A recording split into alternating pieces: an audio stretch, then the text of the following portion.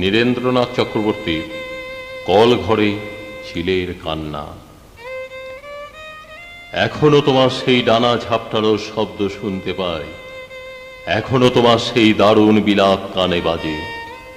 গগনবিহারী চিল, খড়দীপ্র দুপুর বেলায় তুমি এক আকাশের থেকে অন্য আকাশের দিকে তেজস্বী ও স্বভাবত সঙ্গীহীন সম্রাটের মতো সহজ উল্লাসে বাতাসে সাঁতার কেটে চলেছিলে।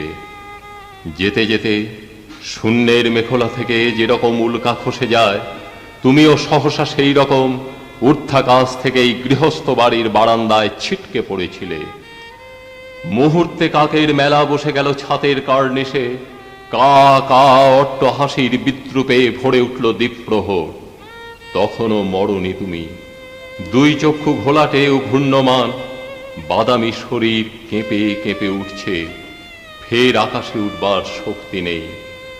তবু তুমি শরীরের শেষ বিন্দু সামর্থ্য সংগ্রহ করে প্রাণপণে ঝাপটাচ্ছ ডানা, কখনো বা বাঁকিয়ে উত্থত গ্রীবা ঘৃণা ভরে দেখে নিচ্ছ অদূরে অপেক্ষমান শত্রুদের।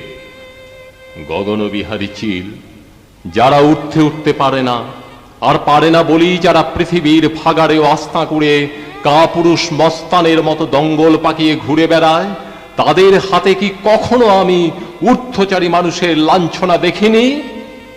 দেখেছি অসংখ্যবার, বুঝেছি যে লাঞ্ছনাই স্বাভাবিক, এমনকি লাঞ্ছনা নিগ্রহের ফলে মানুষের দীপ্তি ও মহিমা আরো বেড়ে যায়। অথচ সমস্ত দেখে সমস্ত বুঝেও মূর্খ আমি। দলবদ্ধ কাকের গুন্ডামি থেকে তোমাকে বাঁচাতে গিয়েছিলাম, তোমাকে বারান্দার থেকে তুলে এনে স্নান ঘরের মধ্যে আটকে রেখে স্বস্তির নিঃশ্বাস ফেলে ভাবতে পেরেছিলাম তোমার মর্যাদা বাঁচানো গেল। এখন বুঝতে পারি, বস্তুত তোমাকে এক বিদ্রুপের থেকে আরো ক্রূর, আরো ভয়ঙ্কর এক বিদ্রুপের ভিতরে নিক্ষেপ করেছিলাম সেদিন। গগনবিহারী চিল, বৈদুর্যমণির তীব্র দাহনে উজ্জ্বল খড়দুপুর বেলায় সম্রাটের মতো তুমি সমস্ত আকাশ ঘুরে এসে তারপর শহরতলির এক গৃহস্থের 6x3 ফুট ওই কল ঘরের অন্ধকারে বন্দী হয়েছিলে।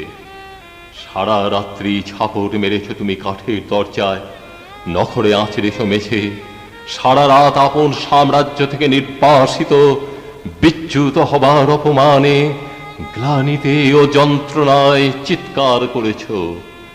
অমন ধারালো শুকনো বুক ফাটা আর্তনাদ আমি কখনো শুনিনি।